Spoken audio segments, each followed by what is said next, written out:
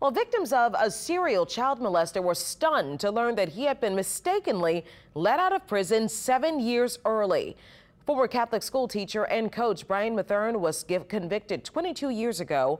When eyewitness investigator David Hammer found out he was out of jail, he started digging. And tonight, the Louisiana Department of Corrections has done an about-face. As a kid growing up in Norco, Chad Becknow found adventure at this hunting camp off the Bonnie Carey Spillway. Hunting, fishing, shooting rabbits, you name it, raising crab traps. It's a whole plethora of things that a kid my age would want to do. It's also where he and more than a dozen other children suffered lifelong trauma. They were sexually molested by Brian Matherne, their highly respected coach and teacher at Sacred Heart of Jesus Elementary School. We knew that night when we went to bed that at some point during the night we would wake up to him being in our bed trying to, fondle us or do other things that I don't know if I even want to say on camera. And did he do those other things? Yeah, yes, yeah. Yeah, not only to me, but to many others. Chad Becknow said Matherne abused him from age 11 to 18. He buried that secret for years and his life spiraled. He ended up in drug and alcohol treatment in 1996 until his 20th birthday, when he finally told someone, his father, Walter. As a father, I didn't want to hear that happen to him. But you're still fighting for him now. Excuse me. February 18th. Chad and his sister Doreen found other victims to come forward with him, and Matherne was arrested in August 1999.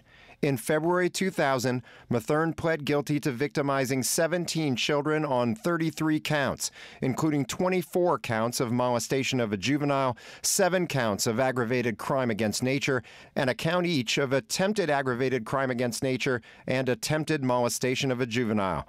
Matherne gave a statement in court apologizing to his victims. But lead prosecutor Kim McElwee wasn't buying it. He's sorry he got caught. He's sorry he's going to Angola. And, he's sorry that he can't go back out to the hunting camp and keep doing what he's been doing. That's what he's sorry about. Chad was 23 years old then. He emerged from the courthouse that day, finally vindicated. I just hope that this town will wake up and see that this can in fact happen to people, that pillars of our community may not be pillars. They might have cracks along the way. A few days later, Judge Robert Chasson sentenced Matherne to 29 years, 11 months, and 29 days at hard labor. 1 day less than 30 years was critical because a sentence of 30 years or more would have made Matherne eligible for parole after 20 years or for early release for good behavior known as good time. Judge Chasson made that clear from the bench, telling Matherne he was getting, quote, hard labor without benefit of probation, parole, or suspension of sentence, and without being eligible for good time. Here's how Harry Morrell, the St. Charles Parish District Attorney at the time, explained the plea deal and Matherne's sentence to the media that day. We had a lot of young victims that we didn't want to subject them to a lot of things, and there's no point in going through it if we feel we can keep him in there till he's in his, mid-70s. So imagine how the Becknows felt when they learned a 66-year-old Matherne was released from prison last month, 7.5 years early. He's free? How is this possible? He's free. My wife always sees me cry for the past few days.